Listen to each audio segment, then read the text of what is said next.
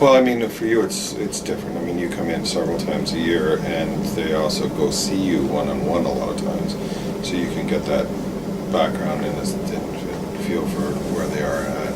But I love what you said about you have to be conscious of where they are at the time in their learning, you know, and where they're at in that journey. And sometimes, you know, a class might be really ahead of the game as far as understanding a lot of the concepts. Sometimes they're still working in a certain area. I mean, you just have to be flexible in that area. And you know, sometimes I think that, you know, what you do is, and you said it's been changing, and it has to evolve, and I think that's important. And especially doing the semiotic analysis kind of thing, or looking at a photograph and explaining what does this mean, and then talking about the ideas of identity and ideas of representation and things like that, which is important because they can identify with it. And if you can get something in which students can identify with, again, universal, then they get it. If they're actively involved in it, then they get it even more.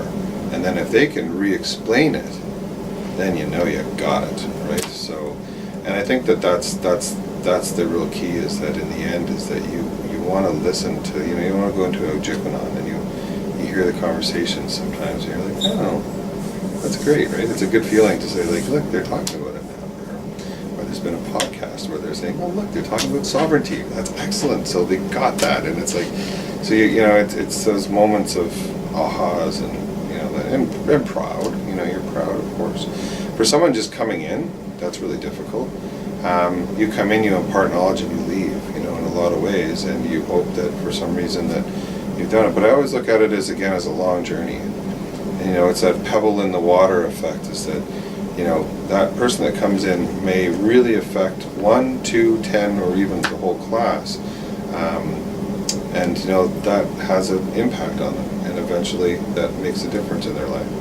And some people may be receptive to it, some people may not at that time, but maybe they will later be. And it's like the elders say, when you get knowledge, it may not be knowledge that you'll use now, immediately, and today. It could be knowledge that 20 years from now you go, oh, that's what they were talking about. And that's what the journey is. And I think that a lot of people that come in and do that sort of, you know, that are part of that approach are still part of the journey and